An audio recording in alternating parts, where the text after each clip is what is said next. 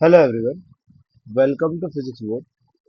सो इस लेक्चर में हम लोग एक बहुत इंपॉर्टेंट टॉपिक गॉस लॉ को डिस्कस करेंगे। Gauss law exam point of view से काफी इंपॉर्टेंट टॉपिक है। मतलब हर साल आपको एक नया क्वेश्चन गॉस लॉ से रिलेटेड या आगे हम इसके एप्लीकेशन देखेंगे, इससे रिलेटेड देखने को मिल ही जाता है। ठीक है, तो पहले जरा मैं स्टेट कर देता हूँ कि गॉस लॉ क्या होता है। तो गॉस लॉ ये कहता है कि किसी भी क्लोज सरफेस से जो टोटल फ्लक्स पास होगा that is equal to 1 epsilon naught times the net charge enclosed through the surface। तो किसी भी क्लोज सरफेस से जो टोटल फ्लक्स पास होगा वो नेट चार्ज जो उसके अंदर है, सरफेस के अंदर नेट चार्ज जितना भी है वो इंटू 1/एप्सिलॉन नॉट होता है। मतलब अगर मुझे इसको इक्वेशन फॉर्म में लिखना हो तो total flux flux is equal to electric flux is equal to Q upon epsilon naught. This is the Gauss law. और फ्लक्स क्या होता है? फ्लक्स होता है ई डॉट ds। और क्योंकि क्लोज सरफेस है तो यहाँ पे मैं क्लोज इंटीग्रल बनाऊंगा। ये क्लोज इंटीग्रल दिखा रहा है कि ये जो सरफेस होगा ये क्या होगा? क्लोज होगा। ठीक है, सरफेस इंटीग्रल है और क्लोज सरफेस पे तो मैंने इसको ऐसे यहाँ पे सर्कल बनाया इंटीग्रेशन के ऊपर इज इक्वल टू क्यू। और क्यू भी कैसा होगा? इनसाइड वाला होगा। क्यू इनसाइड, किसके इनसाइड? इस सरफेस के इनसाइड। जो भी गॉसियन सरफेस होगा या जो भी सरफेस जो क्लोज सरफेस को, इस क्लोज सरफेस को गॉसियन सरफेस भी बोलते हैं। जो क्लोज सरफेस है इसका एक और भी नाम है, हम इसको गॉसियन सरफेस भी बोलते हैं। Gaussian surface. Okay, so this is the Gauss law, Q inside upon epsilon not.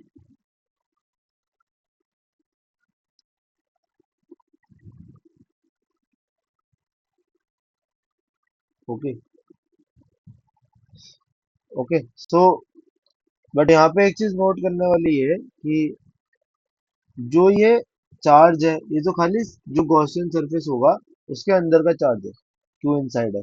But ये जो इलेक्ट्रिक फील्ड है ना, ये टोटल नेट इलेक्ट्रिक फील्ड है। मतलब चार्ज की वजह से भी, जो एनक्लोज अंदर वाले चार्ज की वजह से भी और बाहर वाले चार्ज की वजह से भी। अगर गॉसियन सरफेस के बाहर भी कोई चार्ज रखा होगा तो उसको आप राइट साइड में तो इंक्लूड नहीं करोगे क्योंकि खाली आपको इनसाइड वाला चार्ज लेना है। बट जो इलेक्ट्रिक फील्ड यहाँ जो फॉर्मूले में इलेक्ट्रिक फील्ड यहाँ पर जो आ रही है E, ये जो इलेक्ट्रिक फील्ड है इनसाइड और आउटसाइड दोनों की वजह से। ये जो इलेक्ट्रिक फील्ड है it is due to inside charge plus outside charge. अगर आउटसाइड कोई चार्ज होगा तो नेट इलेक्ट्रिक फील्ड है दोनों की वजह से। ठीक है, सो ठीक है, अगर मैं एक केस में अप्लाई करके दिखाऊं तो मान लो ये हमारे पास क्लोज गॉसियन सरफेस है और इसके अंदर कुछ चार्जेस है, Q1 Q2 और एक नेगेटिव चार्ज है, मान लेते हैं -Q3। और बाहर भी कुछ चार्जेस पड़े हुए हैं, Q4 Q5। ओके, इस तरीके से चार्जेस पड़े। और हमें यहाँ से अब ये निकालना है कि टोटल इस गॉसियन सरफेस से कितना इलेक्ट्रिक फ्लक्स पास हो रहा होगा। तो वो कैसे निकालेंगे? सो टोटल जो फ्लक्स होगा वो बराबर होगा इस सरफेस से, जो हमने गॉसियन सरफेस बनाया, मतलब इससे कितने नंबर ऑफ फील्ड लाइंस निकलनी होंगी। फ्लक्स क्या होता है हमने लास्ट वीडियो में देखा था कि कितने नंबर ऑफ फील्ड लाइंस किसी भी सरफेस से पास हो रही है। तो वो क्या हो जाएगा, आप इसके अंदर का चार्ज देखो तो नेट चार्ज इनक्लोज कितना है? Q1 minus plus Q2 minus Q3। ये अंदर का चार्ज है। Q4 Q5 को इंक्लूड नहीं करेंगे, इनसाइड चार्ज खाली इतना है अपॉन एप्सिलॉन। तो ये हो जाएगा गॉस लॉ की हेल्प से ये हो जाएगा चार्ज इनक्लोज। ठीक है, तो ये हमने गॉस लॉ को देखा। अब एक इसका एक काम करते हैं, अब हम इसका एक प्रूफ भी देख लेते हैं कि इसको कैसे प्रूफ करते हैं। ठीक है, सो नेक्स्ट भी है proof of Gauss law. Proof, so proof करने के लिए एक हम पर्टिकुलर केस लेंगे। और पर्टिकुलर केस क्या है? एक तो हम पॉइंट चार्ज ही ले लेते हैं, है ना, इजी केस के लिए कर लेते हैं। तो दो बातें हैं। मैं क्या ले रहा हूँ, एक तो पॉइंट चार्ज ले रहा हूँ और दूसरा एक स्फेरिकल गॉसियन सरफेस लूंगा। स्फेरिकल गॉसियन सरफेस, ठीक है। रीजन क्या है स्फेरिकल गॉसियन सरफेस लेने का, ताकि इंटीग्रेशन थोड़ा सा सॉल्व हो जाए इजीली। वरना है ना, मैंने आपको लास्ट वीडियो में बताया था सरफेस इंटीग्रल होता है, जो फ्लक्स का इंटीग्रल है ना, तो इसको सॉल्व करना इतना आसान काम नहीं है। तो हम क्या करेंगे, बिकॉज ऑफ द सिमेट्री, ताकि ये सॉल्व हो जाए, तो हम क्या लेंगे, सिंपल जो है एक स्फेरिकल गॉसियन सरफेस लेंगे। ठीक है, तो अब जरा देख लेते हैं इसका प्रूफ। सो कंसिडर करो ये हमारे पास एक पॉइंट चार्ज है, क्यू, कैपिटल क्यू। तो मैंने इसको पॉजिटिव ही पॉइंट चार्ज मान लेते हैं, कैपिटल क्यू से डिनोट करा। अब हम, और हमें किसी पॉइंट पे या, और मैं क्या करता हूँ, इसके चारों तरफ एक गॉसियन सरफेस बना देता हूँ, ये जो कि स्फेरिकल है और जिसका सेंटर इसी चार्ज, जहाँ पे चार्ज डिसाइड कर रहा है वहीं पर है। ठीक है, इसमें जो गॉसियन सरफेस मैंने ड्रॉ करा है, इसका सेंटर इस चार्ज का, जो जहाँ पे इस चार्ज का लोकेशन है, ये इसका सेंटर है। ठीक है, और मुझे इससे निकालना है कि टोटल फ्लक्स कितना होगा, और ठीक है, उससे ये गॉस लॉ प्रूफ हो जाएगा। तो जरा पहले फ्लक्स, इसके लिए इससे निकलने वाले फ्लक्स को लिखने की कोशिश करते हैं। तो फ्लक्स क्या होगा, integral of E dot D S. ठीक है, और क्योंकि क्लोज है तो ये क्लोज हो गया, close integral of E dot D S. अब एक चीज आप ऑब्जर्व करो भाई, पॉइंट, ये प्लस चार्ज है, प्लस क्यू चार्ज है। ठीक है, पॉइंट प्लस क्यू चार्ज है ये। तो इसकी वजह से जो इलेक्ट्रिक फील्ड बनेगी वो ऐसा आउटवर्ड भी जाएगी। इसकी वजह से जो इलेक्ट्रिक फील्ड लाइन से हम ड्रॉ करेंगे वो ऐसे ड्रॉ कर सकते हैं। पता है ना, हमें ऐसे ड्रॉ कर सकते हैं, ऐसे बाहर की तरफ, हर तरफ, कुछ इस तरीके से। सो आप यहाँ पे देखो, इस रीजन पे, यहाँ पे देखो, अगर हम यहाँ पे देखें तो इस जगह पे, यहाँ पे ये जो इलेक्ट्रिक फील्ड है ये भी बाहर की तरफ है ऐसे। और जो इसका नॉर्मल वेक्टर बनेगा, भाई नॉर्मल वेक्टर का भी तरीका क्या होता है कि आप कर्व से टेंजेंट का नॉर्मल ड्रॉ करो, अगर कर्व सरफेस होगा। अब जैसे गॉसियन सरफेस, ये जो स्फेरिकल गॉसियन सरफेस है, ये भी कैसा सरफेस है, कर्व्ड है।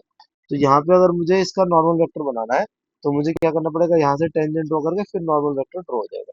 तो ये कुछ इस तरीके से ना, ऐसे कर्व है, तो ये इसका टेंजेंट आप ड्रॉ करोगे ऐसे कुछ, तो इसका नॉर्मल वेक्टर भी इस तरफ ही बनेगा। मैं थोड़ा ठीक से बना देता हूँ। तो देखो कुछ ये इस तरीके से है ना, कर्व्ड है।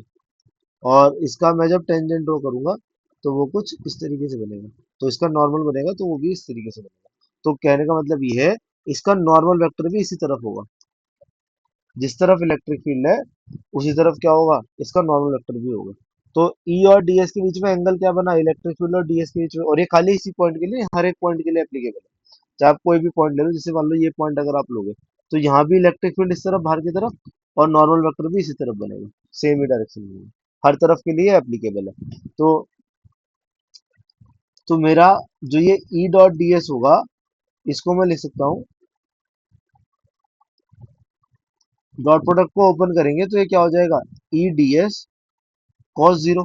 एंगल तो 0 डिग्री है डी एस और ई के बीच में, क्योंकि जिस तरफ इलेक्ट्रिक फील्ड है उस तरफ ही नॉर्मल वेक्टर है। और यही फायदा हुआ है स्फेरिकल गॉसियन सरफेस लेने का, कि हर पॉइंट पे ये जो एंगल होगा ये कितना हो जाएगा, 0 हो जाएगा। इससे क्या फायदा हुआ, इससे ये फायदा हुआ कि ये E D S cos zero की वैल्यू कितनी होती है, 1। तो ये तो खत्म हो गया, 1 हो गया। दूसरा प्लस पॉइंट, क्योंकि मैंने ये स्फेरिकल लिया है और हमें पता है कि जो इलेक्ट्रिक फील्ड होती है पॉइंट चार्ज की वजह से, वो कितनी होती है, Q upon 4 pi epsilon naught R square, इतनी होगी इलेक्ट्रिक फील्ड, है ना। और क्योंकि 400 प्लस क्यू है, और क्योंकि पूरे स्फेयर पे आर डिस्टेंस तो सेम रहेगा, क्योंकि प्लस क्यू ही सेंटर है, इस स्फेयर का सेंटर भी प्लस क्यू है। तो हर तरफ स्फेयर का जो रेडियस है तो सेम ही रहेगा ना। तो हर तरफ ये जो डिस्टेंस होगा, हर तरफ सरफेस पे कोई भी पॉइंट होगा, उसका जो डिस्टेंस होगा इस पॉइंट चार्ज से, वो आर ही रहेगा। गेटिंग माय पॉइंट, क्योंकि ये इसके सेंटर पे है चार्ज, ठीक है, इस गॉसियन सरफेस के, तो ये हमेशा आर ही रहेगा। दैट मीन्स इलेक्ट्रिक फील्ड जो हो जाएगी वो कांस्टेंट हो जाएगी, क्योंकि आर तो फिक्स है पूरे सरफेस पे, आर तो सेम ही है। ठीक है, और आर पे डिपेंड कर रहा है, बाकी क्यू तो चार्ज भी सेम है, चार्ज तो एक ही है अंदर क्यू रखा हुआ, और बाकी आर भी सेम सेम है, पूरा रेडियस तो एक ही है। ठीक है, तो ये जैसे ही ये कांस्टेंट हुई तो ये इंटीग्रेशन से बाहर आ जाएगी और खाली डीएस पे इंटीग्रेशन चलेगा। और अब मैं यहाँ पे इलेक्ट्रिक फील्ड की वैल्यू भी लिख देता हूँ, Q upon 4 pi epsilon naught R square. और देखो ये जो ds है इसको क्लोज सरफेस के लिए इंटीग्रेट करना है, तो बेसिकली क्या बन जाएगा, ये पूरे स्फेयर का एरिया बन जाएगा। आप इस छोटे छोटे ds एलिमेंट को जब आप इंटीग्रेट करोगे तो ये क्या बन जाएगा, ये इसका एरिया बन जाएगा। ठीक है, और इसका एरिया कितना होगा स्फेयर का, स्फेयर का एरिया होता है 4 पाई आर स्क्वायर। ठीक है, तो यहाँ से हम देख सकते हैं कि ये 4 पाई से 4 पाई कैंसिल हो सकता है और आर स्क्वायर से आर स्क्वायर कैंसिल हो सकता है। So what we are left with, so we are left with Q upon epsilon not.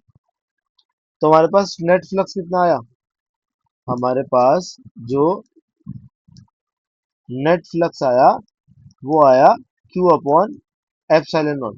और यही तो गॉस लॉ था कि जो टोटल फ्लक्स होगा that will be equal to charge enclose. अब देखो ये इस गॉसियन सरफेस के अंदर ही चार्ज है, ये जो पूरा स्फेरिकल सरफेस है इसके अंदर ही क्यू चार्ज है और डिवाइडेड बाय एप्सिलॉन नॉट। ठीक है, और ये जो ds है ना यहाँ पे छोटा सा एलिमेंट ही है ना। अ, अगर मैं इसको थोड़ा सा ठीक से बना के आपको दिखाऊं, सो ठीक से ड्रॉ कर देता हूँ इसको एक बार, है ना, ज्यादा थोड़ा डायग्राम ये या।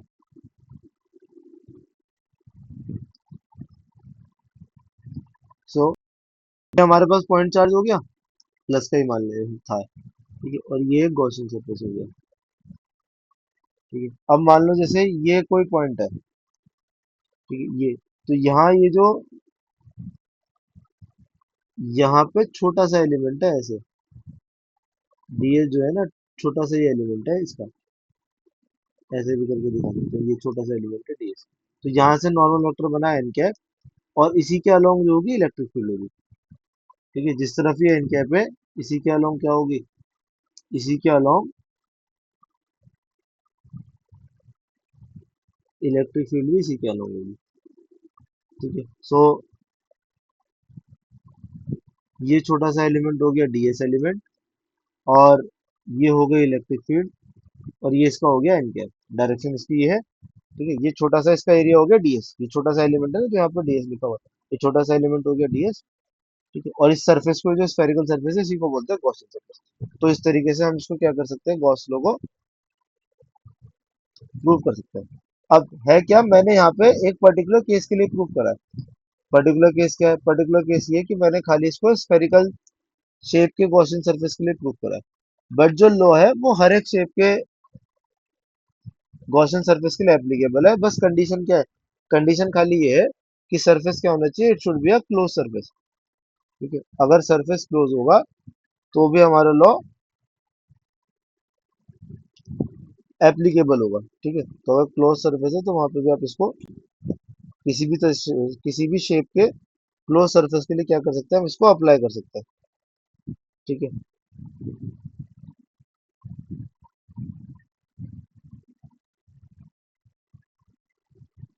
अब एक छोटी सी पॉइंट, एक छोटा सा मैं और एक पॉइंट मेंशन करना चाहूंगा कि जैसे हमने ये तो देख लिया कि अगर कोई, पहले चलो पहले हाँ एक बार पहले ये डिस्कस कर लेते हैं।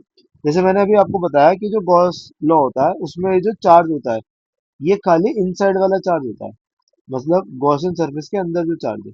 बट जो फ्लक्स आता है वो चाहे उसमें जो जो फ्लक्स होता है वो चाहे अंदर कोई चार्ज हो चाहे बाहर चार्ज हो, सबकी वजह से नेट फ्लक्स होता है। ठीक है, सो अब जरा हम ये देखते हैं कि अंदर वाला चार्ज ही क्यों है, बाहर वाला चार्ज क्यों कंट्रीब्यूट नहीं कर रहा है, बाहर वाले चार्ज को हमने क्यों नहीं लिया। ठीक है, तो जरा मैं यहाँ पे ड्रॉ करता हूँ कुछ, तो मान लेते हैं ये हमारे पास कोई गॉसियन सरफेस है क्लोज, और बाहर ये कोई चार्ज है ना, बाहर कोई क्यू चार्ज पड़ा हुआ है।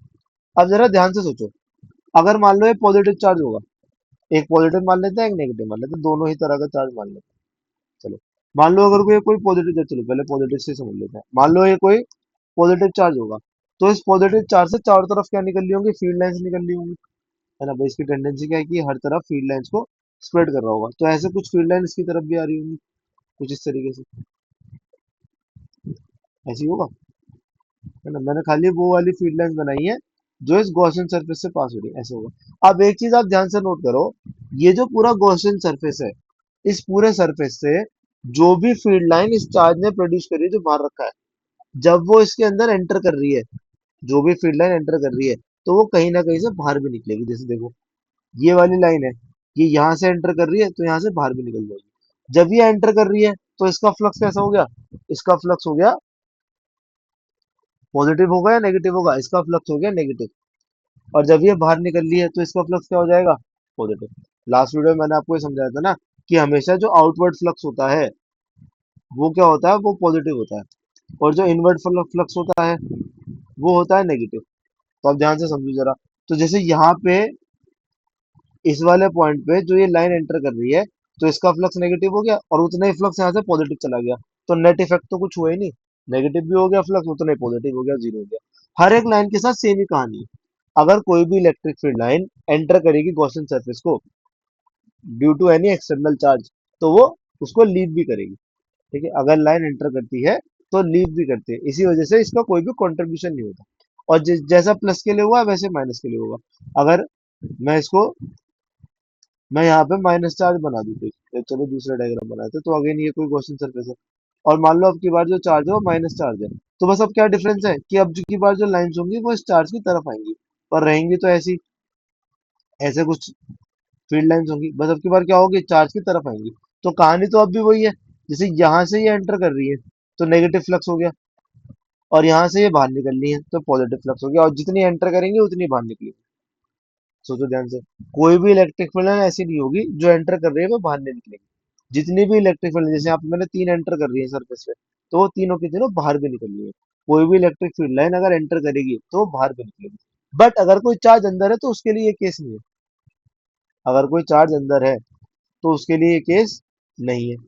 सोचो भाई, अगर कोई चार्ज, अगेन ये गॉसियन सरफेस हो गया, और इसके अंदर कोई प्लस क्यू चार्ज है, या प्लस चार्ज है, अब इससे जो इलेक्ट्रिक फील्ड लाइन बाहर निकलनी है तो ये इन्फिनिटी तक जा रही है, तो देखो खाली बाहर ही बाहर निकलनी है। ठीक है, इसकी वजह से सरफेस के अंदर तो नहीं आ रही ना, खाली क्या निकलनी है, बाहर निकलनी है। या फिर अगर नेगेटिव होगा तो सरफेस के अंदर आएंगी, बाहर नहीं निकलेंगी फिर। ठीक है, तो या तो इसीलिए इसका चार्ज, इसका फ्लक्स क्या होगा, पॉजिटिव, उसका फ्लक्स होगा नेगेटिव। अगर मान लो ये प्लस ना होकर नेगेटिव होता, अंदर जो चार्ज होता वो नेगेटिव होता, तो electric field line Gaussian surface के अंदर आती। ये अगर ऐसा होता, और ये क्लोज सरफेस होता ना, अगर ये नेगेटिव होता तो ये क्या आती, अंदर की तरफ आती, सभी की सभी। ठीक है, ये सभी की सभी अंदर की तरफ आती, है ना। आई होप सो ये पॉइंट क्लियर हुआ होगा। तो इसका रीजन क्या है, इसका रीजन ये खाली चार्ज इनसाइड इसलिए होता है क्योंकि जितनी फील्ड लाइंस लीव कर रही हैं, या जितनी फील्ड लाइंस गॉसियन सरफेस के अंदर एंटर कर रही हैं, दे ऑल्सो लीव, उतनी लीव भी करती हैं, तो नेट नो कंट्रीब्यूशन, तो इनका कोई भी कंट्रीब्यूशन नहीं होता। ओके, आई होप सो ये पॉइंट क्लियर होगा। इवन ये last to last year 2024 last to last exam में पूछा भी गया था। ठीक है, बोर्ड एग्जाम में पूछा था कि हम बाहर वाले चार्ज को क्यों अकाउंट में नहीं लेते हैं जब हम इसको निकालते हैं, बल्कि इलेक्ट्रिक फील्ड दोनों की वजह से आ रही है, चाहे बाहर वाला चार्ज हो चाहे अंदर वाला चार्ज हो। ठीक है, तो आई होप सो ये पॉइंट क्लियर हुआ होगा, है ना। क्योंकि अगर बाहर वाला कोई भी चार्ज होगा तो कोई भी फील्ड लाइन अगर एंटर करेगी, या जो भी फ्लक्स पॉजिटिव, मतलब अगर वो कोई भी पॉजिटिव कंट्रीब्यूशन करेगा फ्लक्स का, तो नेगेटिव कंट्रीब्यूशन भी होगा, है ना। तो बाकी डायग्राम से हम समझा सकते हैं कि जो भी फील्ड लाइन एंटर करेगी वो जरूर गारंटेड बाहर भी निकलेगी। ठीक है, ऐसा अंदर खत्म नहीं हो सकती। अब एक और चीज है जो कि हमने भले ही डेरिवेशन करा खाली स्फेरिकल गॉसियन सरफेस के लिए करा, बट फिर भी ये जो है किसी भी रैंडम सरफेस के लिए क्यों एप्लीकेबल होता है, इवन चाहे किसी भी शेप साइज का सरफेस हो। तो जरा बात को ध्यान से समझो। जैसे मान लो मेरे पास एक पॉजिटिव चार्ज है, अब इसकी वजह से इलेक्ट्रिक फील्ड लाइंस निकली है, ऐसे कुछ निकलेंगी, हमें पता है ना। फॉर सिंप्लिसिटी मैं यहाँ पे कुछ लाइन से ड्रॉ कर देता हूँ।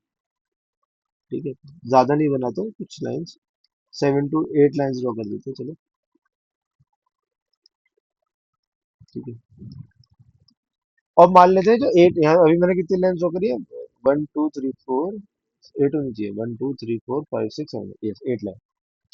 अब एक चीज सोचो, अगर मैं इसके चारों तरफ कोई भी सरफेस बनाता हूँ, चाहे किसी भी शेप का हो, जैसे मैंने एक सर्कल बनाया थोड़ा सा, मैंने कोई रैंडम शेप का बनाया, कितना भी छोटा कितना भी बड़ा हो, चाहे किसी भी शेप का हो, रैंडम कोई भी शेप हो, कितना ही छोटा कितना ही बड़ा हो, क्या उस हर एक सरफेस से, अगर वो सरफेस बंद है, टोटली आठ आठ की आठ लाइनें पास होंगी, मान लेते हैं ये 8 ही लाइन एग्जिस्ट करती है इलेक्ट्रिक लाइन, वैसे तो बहुत सारी होंगी बट मान लेते हैं ये 8 ही एग्जिस्ट करती है।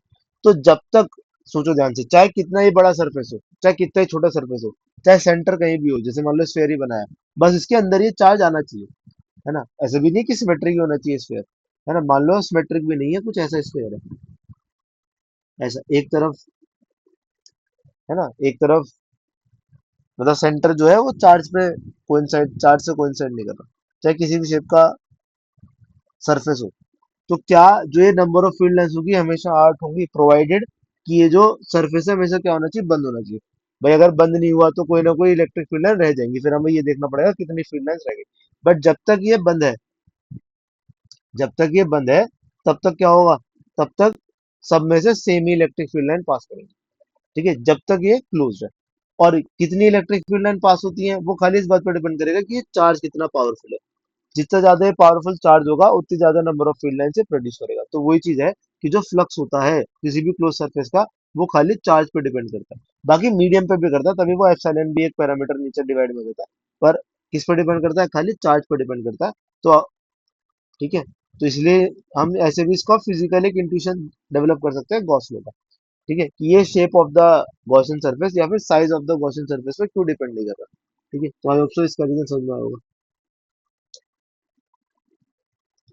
वैसे तो जब हम एप्लीकेशन करेंगे अभी कोई चीज वो हम तब देखेंगे, बट गॉसियन सरफेस को थोड़ा समझदारी से हम चूज करते हैं। समझदारी से कैसे, कि ऐसा सरफेस चूज करते हैं जो इंटीग्रेशन को आसान बना, जैसे भी थोड़ी देर पहले मैंने प्रूव करा। तो मैंने कैसा सरफेस लिया, मैंने स्फेरिकल सरफेस लिया, उससे फायदा क्या हुआ, उससे एक तो एंगल जीरो हो गया, और दूसरा क्या हो गया, इलेक्ट्रिक फील्ड कांस्टेंट हो गई, तो इंटीग्रेशन से बाहर आ गई, तभी मैं उसको सॉल्व करता। अब एक और पॉइंट मैं अभी मेक करता हूँ, बल्कि वो आपके दिमाग में भी आना चाहिए, जैसे कि सर ये तो ठीक है कि कोई भी, जैसे मान लो गॉसियन सरफेस है, कि सर आपने बताया कि कोई चार्ज बाहर होगा तो उसको नहीं लेंगे, कोई चार्ज अंदर होगा तो उसको लेंगे, ठीक है, बाहर वाले चार्ज को नहीं लेना, अंदर वाले चार्ज को लेना है। बट अगर कोई चार्ज सरफेस पे लाई कर गया तो क्या करेंगे, कोई मान लो पॉइंट चार्ज सरफेस पे लाई कर गया तो क्या करेंगे। तो पहली चीज, जब भी आप गॉसियन सरफेस पिक करो तो इस बात का ध्यान रखना कोई भी चार्ज सरफेस पे लाई ना करे। जस्ट मेक श्योर कि गॉसियन सरफेस पे अगर कोई पॉइंट चार्ज है तो वो सरफेस पे नहीं होना चाहिए, या तो सरफेस से बाहर हो या सरफेस के अंदर हो। बाहर होगा तो लेंगे ही नहीं उसको, और अंदर होगा तो काउंट करेंगे। सरफेस पे चार्ज होने नहीं चाहिए जब भी गॉसियन सरफेस आप पिक करो।